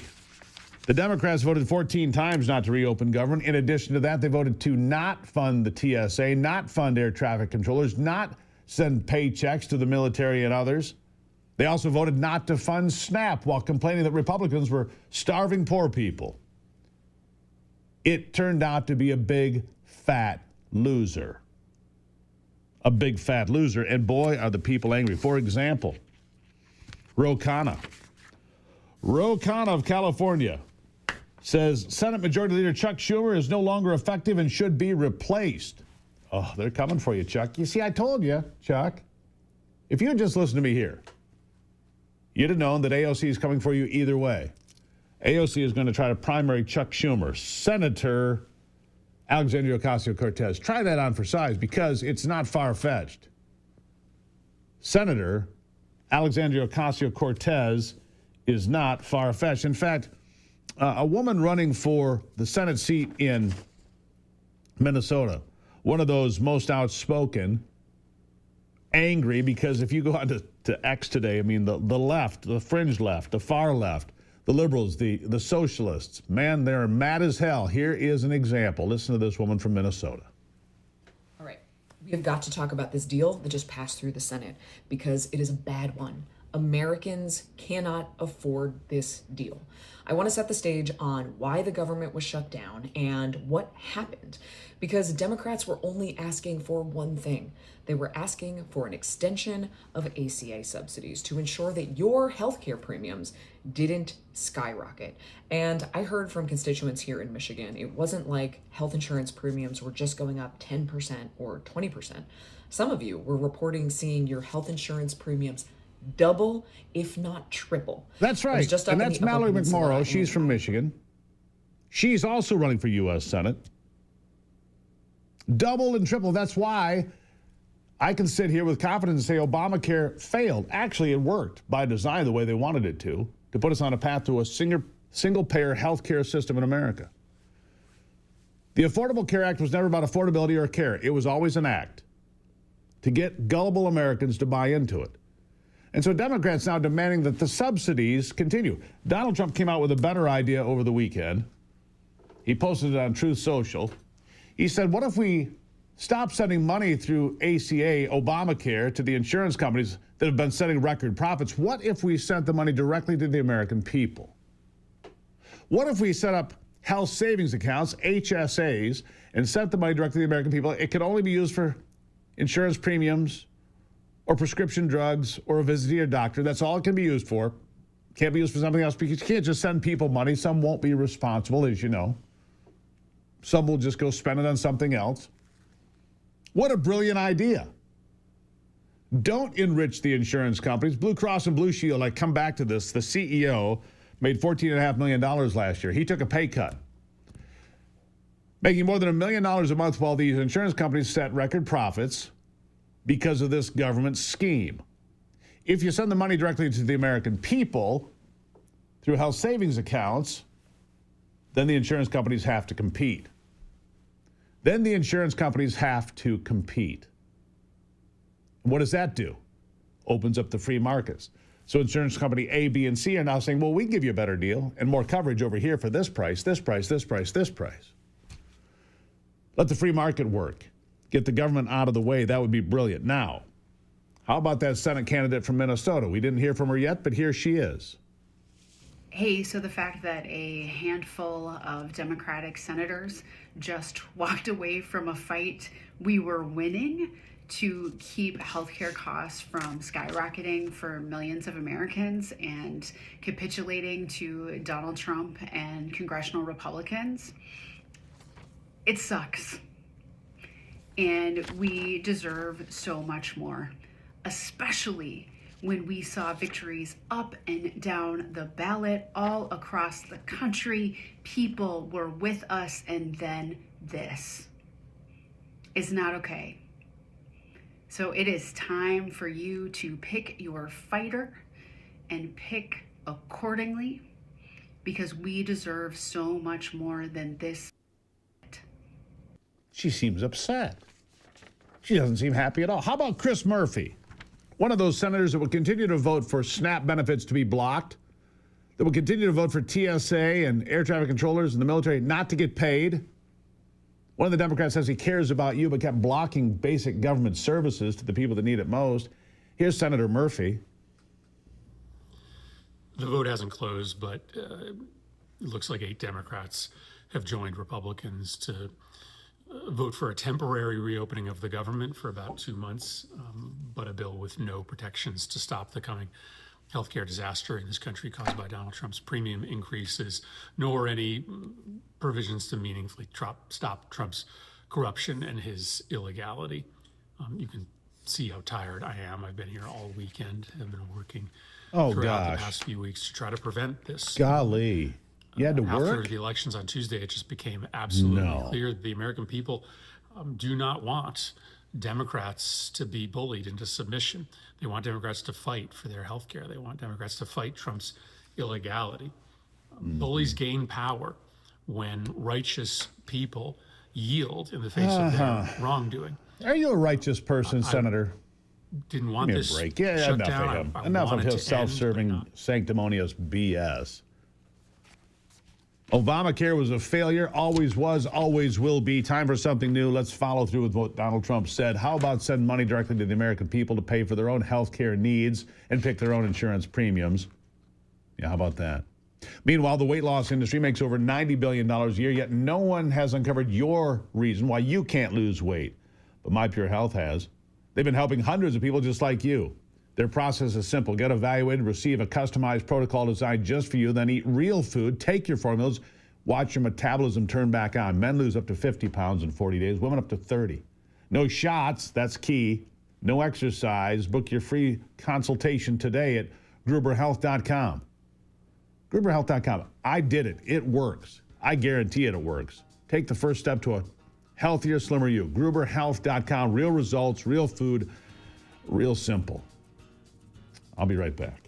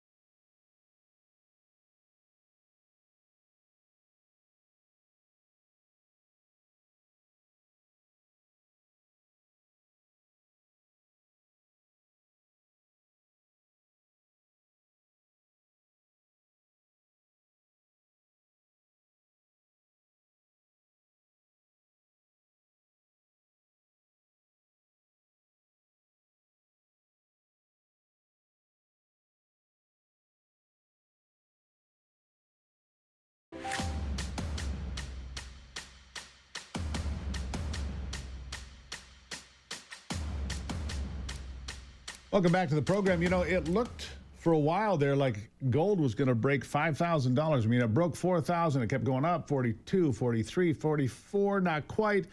And then it's kind of settled down for the past several days, couple of weeks anyhow. It's kind of bounced around 4,000, a little bit above, a little bit below. Right now, it's just slightly above. I don't know what that all means. I have to bring on an expert to tell me what it all means. Tom Colson, the owner of Liberty Coin. It's Liberty Coin Service, the national trade name. You can look them up online, libertycoinservice.com. Tom, welcome back to the program. Good morning, Steve.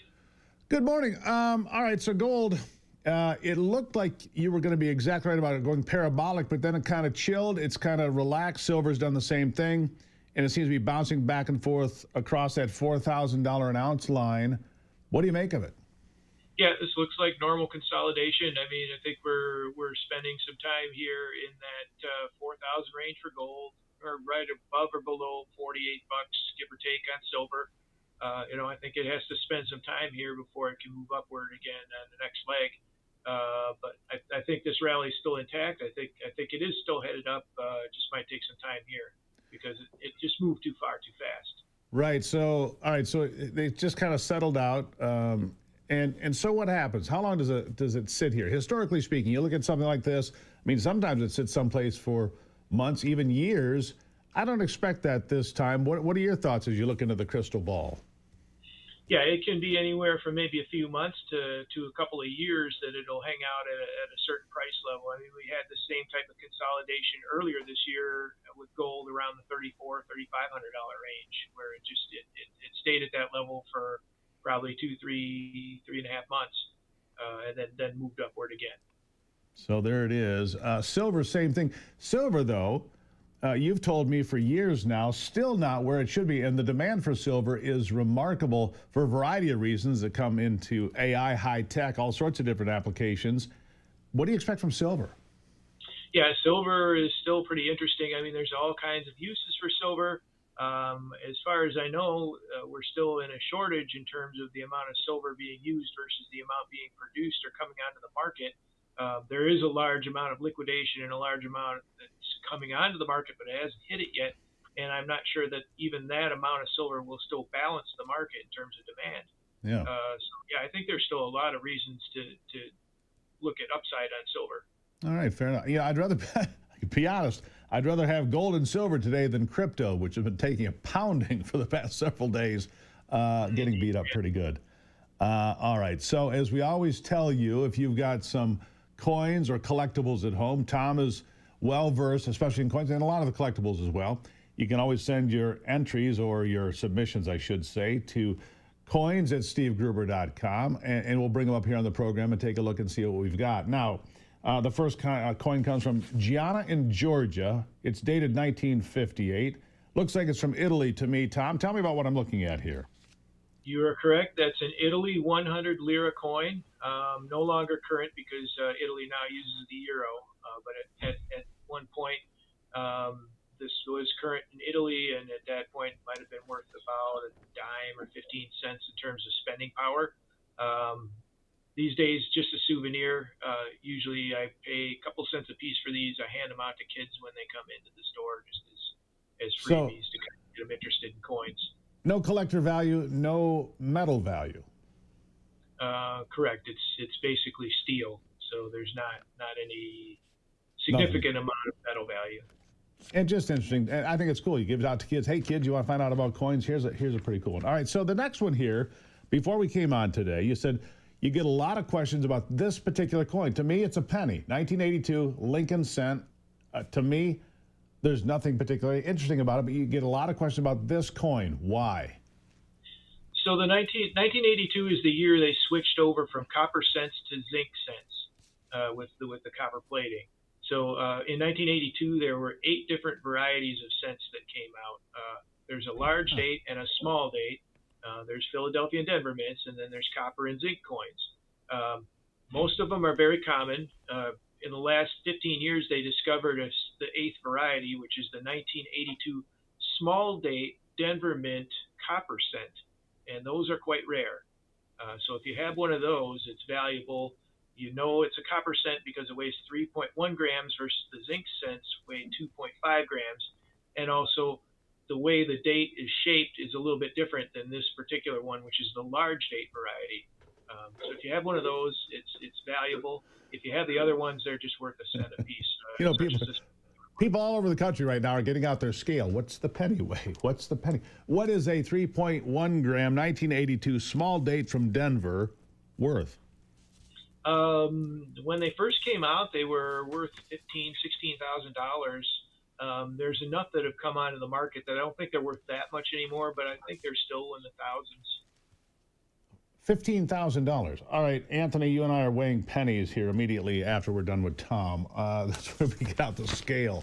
Okay, 8 different types of pennies in 1982. That's the reason I have a lot of questions. Last collection here is something, I mean, this is the common thing that people would find. Grandpa passed this down, or they've got some things they've collected along the way. Kind of a mixture here. Just real quickly, what do we got? Yeah, you got a nice group of good old American coins. You got the Liberty nickel from 1897 there. You got the Mercury dime, looks like from 1943, the Indian cent from 1905, and the Buffalo nickel from 1930. None of them are incredibly valuable, but just all cool collector coins. You know, the dime has about $3 worth of silver in it, give or take. The 2 nickels are things that retail for around $1 a coin, as well as the Indian cent. So they're not particularly scarce, but just fun old mementos of U.S. history. Fun American history. The dime worth $3. That's why I've saved a bunch of those. The dime, even if you can't read it, it's still worth about $3 because of the silver value. We talked about silver not being where it should be. You can find out more always at libertycoinservice.com with my good friend Tom Colson. They will take your inquiries. They buy and sell coins and heavy metals like gold and silver every single day. Tom, thank you for being here as always. Thank you, Steve. There you have it. Tom Colson, and that collection of coins, you never know. Who thought a penny from 1982 would be worth 15 grand? That is remarkable to me. Send your submissions, coins at stevegruber.com, coins at stevegruber.com. I'll take a break, and I'm going to check my pockets and be right back.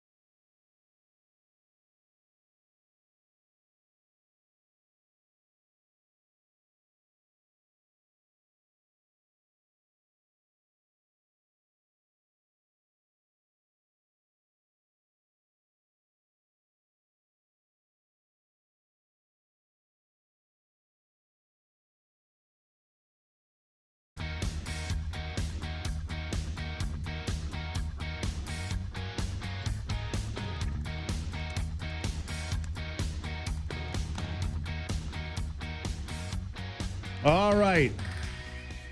You don't have to look far on social media today. Traitors. 8 traitors. Durbin, Fetterman, Kane, King, Rosen, Shaheen, Hassan, Cortez Masto. Yeah, they've got them all. And by the way, just like I said would happen, it didn't matter. It has not mattered for some time. AOC is going to give a primary challenge to Chuck Schumer, and she's going to win. It never mattered. She's going to challenge him, and she's going to win. That is an absolute 100% lock. AOC will challenge Chuck Schumer for his Senate seat, and she will win the primary. And if New York doesn't go somewhere weird, she will win. The government shutdown never mattered. She will defeat Chuck Schumer. And I'm just writing this down so I remember when I said this. AOC will defeat Chuck Schumer. Is it November 10? Let's see, what time is it? 8:28 in the morning. Yeah, there it is. Reason being is that it never mattered. Chuck Schumer is the old guard. Yeah, these fringe, the squad has been coming for you for a while. It's like the firing squad for old school Democrats. John Kennedy's party is gone. Might as well call AOC the firing squad because that's what it is. And it won't just be, Durbin already retired, but they're coming for Fetterman, Tim Kaine in Virginia, Angus King. He's not radical enough in Maine. They're going to try to come for all of them. But AOC will win. I told you that for a long time, and now you know. I don't know if I ever wrote it down, but I did today, just so you know. We can come back to it, and we'll say, look, Gruber called that. Got to do that sometimes. So there you go. Coming up, I've got Alan Dershowitz on the program, and Ivy. Dershowitz is here to talk about faith becoming a crime, paving roads to selective prosecution, and all of that. And I'm going to talk to him about the government shutdown, of course. We'll be right back on the Steve Gruber Show.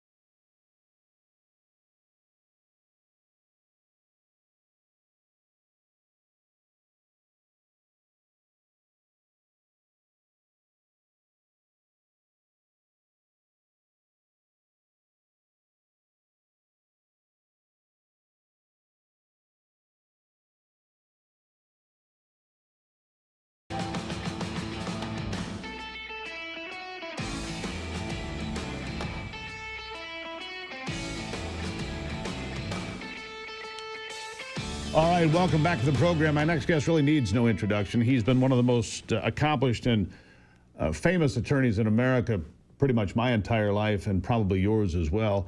Alan Dershowitz, two recent books, The Case for Colorblind Equality in the Age of Identity Politics and The Case for Vaccine Mandates, both books he's written recently. He's written a number of books over the years, and he's got a lot to say about all the important topics. Counselor, welcome back to the program. For having me. Good to have you. Let's start with the government shutdown, 40 days and 40 nights that turned into a big fat nothing for Democrats, and is very predictable. The social media crowd has got the pitchforks out for Chuck Schumer and others right now. They want him gone. AOC is going to primary him. I think it's a guaranteed lock, and I think she'll win. What are your thoughts about the shutdown and how it just came to a collapse? The whole shutdown was ridiculous right from the beginning. It never should have happened. Too many people lost too many jobs and too many opportunities, but it was, playing politics. I do not think AOC will beat Schumer, not because Schumer's any good, but because I don't think she can win a statewide election. She can win a New York City election. She can win a Chicago, a San Francisco election. But I don't think these left-wing, socialist, radical, anti-American, anti-Israel people can win in states. Generally, their appeal is limited to local cities, so large blue cities. So yeah. I don't think Mondami can win a New York State election. It also depends on who they run against. I mean, Schumer is an easy candidate to beat, just the way Cuomo was an easy candidate to beat for Mamdani. But I'm not in a situation where I think any of these people will become senators or, God forbid, presidents. They're horrible America haters. They hate the Judeo-Christian tradition. They hate Israel. They hate anything that has to do with America. They hate Israel largely because Israel is an ally of America. Yeah, they've become open anti-Semites. Has Zohran Mamdani, AOC, Ilhan Omar, the list goes on. How bad is it for New York City right now with Mamdani on his way in? What do you think happens? What's going to be terrible for New York City? It's going to turn for a while into Venezuela. Somebody once said, if you think healthcare is expensive now, wait till it's free. And that's true of, supermarkets and buses. America runs on, a free, not on socialism or communism. And so I think it'll be a bad time for New York. But he was a charming guy, very, very popular candidate, got a lot of young people, including children of my friends, to vote for him. So it will be a bad 4 years for New York, but we have some good people who will stand up to him. I hope you're right. It kind of leads into the next conversation I want to have with you. Faith becoming a crime in America. Anti-Semitism is at an all-time high. Christians being targeted. You're a Christian nationalist, which they're trying to equate as being a white supremacist. That's the equation they're trying to make, which is absolutely a false equivalence. But you have a case here where people were targeted, two women targeted, under a slavery statute that was such a reach because you say faith became the crime. Tell us about that. It was a terrible case. Two young women who had a controversial group of people around them, but they were prosecuted because people worked for them for free, the way people work for Catholic monasteries for free, for the church when they go and do their thing all over the world, Hasidic yeshivas. And once the government starts going after faith-based organizations, there's no stopping them. And so I think this case involving an organization called One Taste is very, very dangerous for America, sets a horrible precedent, which is the reason I decided to become involved in this as one of their advisors and consulting lawyers. So I'm hoping maybe we can win this case on appeal, but if we don't, there will be a terrible precedent set that would affect any religious group that's controversial, that's out of the mainstream. And remember, every religious group started out as controversial. Obviously, Christianity was regarded as and Islam, Mormonism, they were all regarded as cults early on, and they become more mainstream. But if you can go after these people and get them on this fake slavery claim, people work for charities for free. That's not slavery. That's part of a tradition that people belong to voluntarily. Judaism and Christianity, it's open season.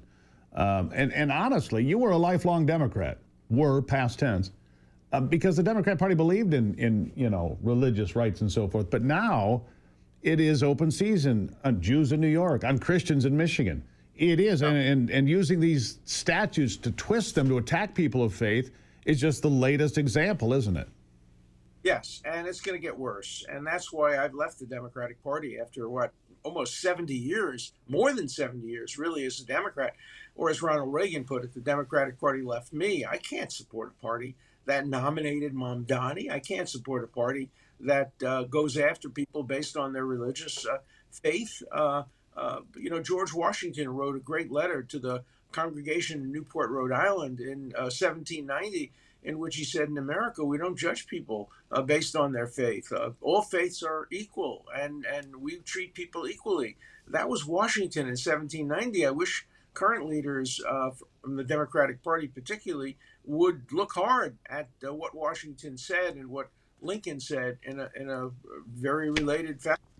We're losing the tradition of being able to live with diverse religious views, including some non-religious views. So I think it's important to defend people against these charges, even though you might not identify with what they're doing.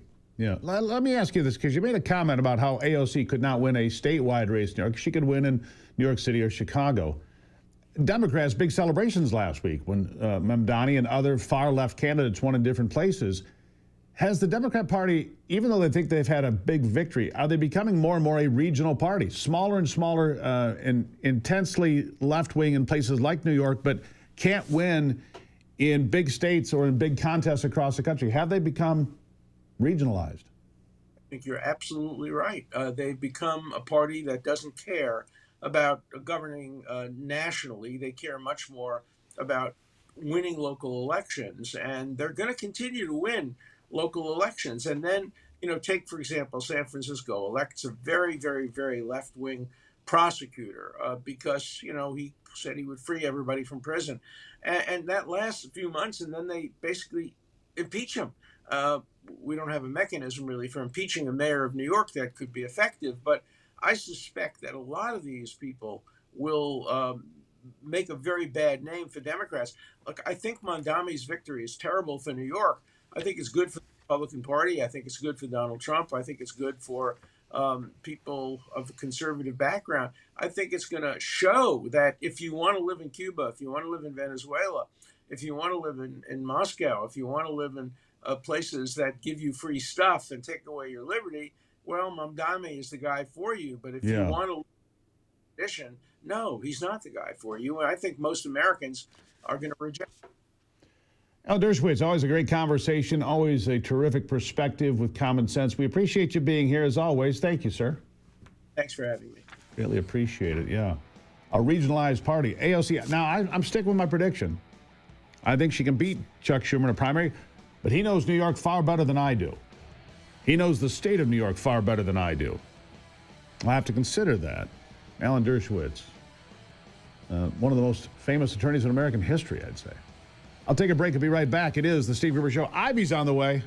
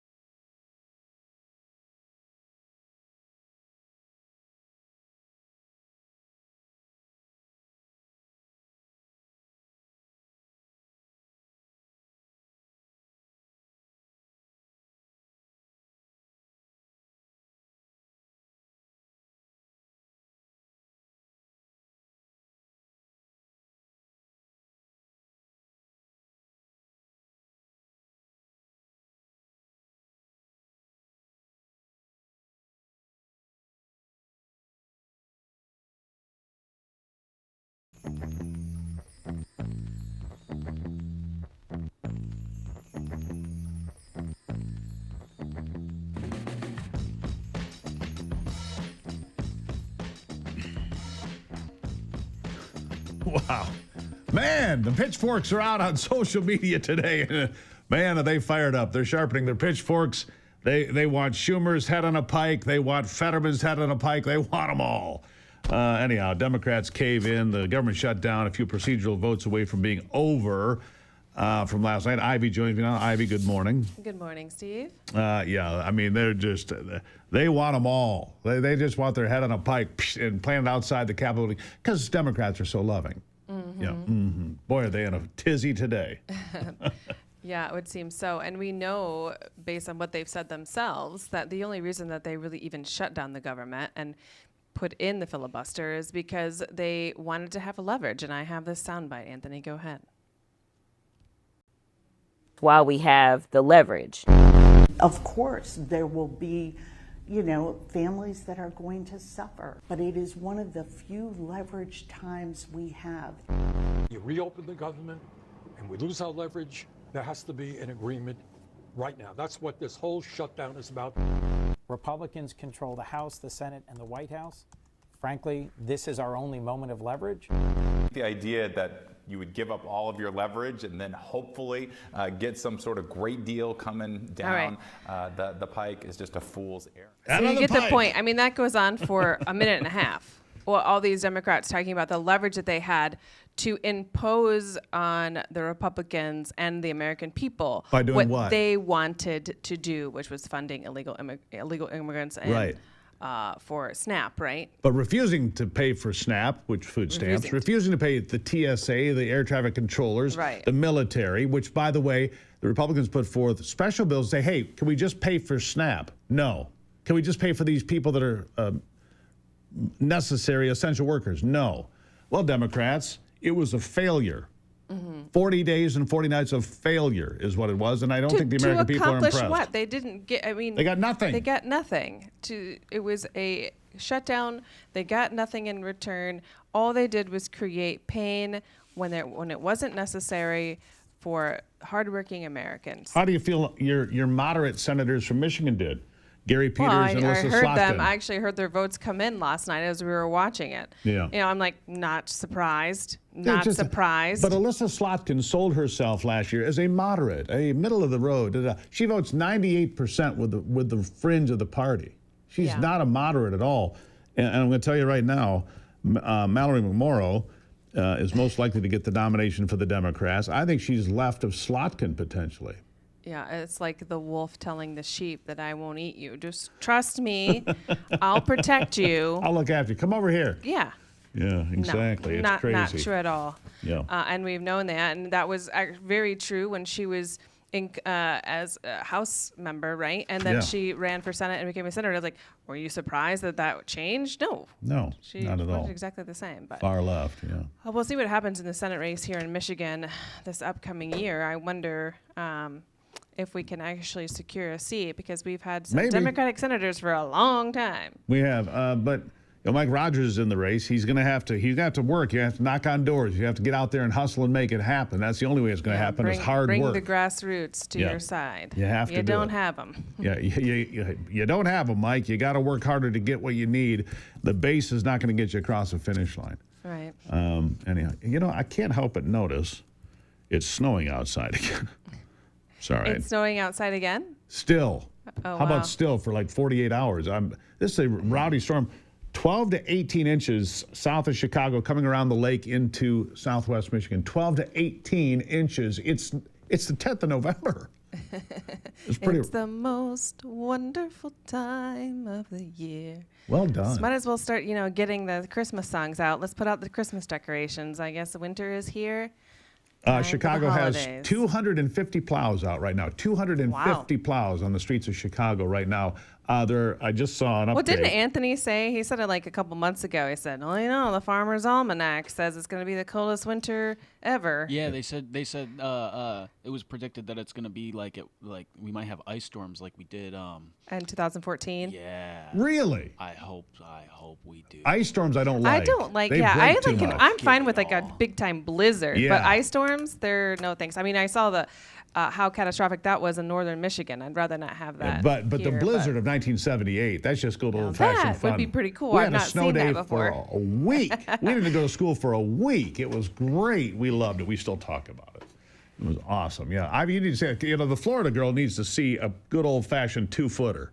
With about 50-mile-an-hour winds. Yeah, that'd be great. Yeah. I saw this story and I found it somewhat relatable and funny because many of you may or may not know that for our honeymoon, we went on a moose hunt in Alaska, and I shot an incredible moose and really incredible experience. But I found this story that a woman on maternity leave catches a 12-foot alligator. What? Her nickname is a Gator Girl. She's got her little baby, hanging out, and she's posing in front of the giant alligator she got. Look at that thing. A 12-footer is a big gator. That's a big gator. Yeah, 12 feet you're starting to get to rare air there. That's remarkable. So she's the Gator Girl. She's the Gator Girl. I assume that's in Florida? Yeah. Yeah. It's funny, when we were in South Carolina, they said that, there's gators. Oh, no, everywhere. sorry, South Carolina, not Florida, South Carolina. It was South Carolina. Yeah. There you go. All right. Because Florida's had a gator season for years. I took a couple. I'm probably not really into that. Shooting Really? gators. It's just I would much rather see mountains and hunt elk or something like that. Fair point. I don't disagree with that. That's a pretty good point you make. But, when it's, when all the seasons are closed, Florida's still open for business. That's true. For what are those things that run around, iguanas and all those other things, Yeah, snakes. Snakes. Ooh, that'd be kind of fun. Yeah. Ivy hates snakes. I can just see that your luck sometimes. You're wrapped up in a snake. I've got to cut it off you. You're going to want me to videotape it so we can go viral. Yeah, we got to have video of this. Not yet. One more second. Anyhow, all right. Ivy, thank you. Love you. It's true. I love you. It is true. I have a propensity to get, injured from time to time. Anyhow, all right, we'll take a break. Final thoughts and wrap it out for this day after this.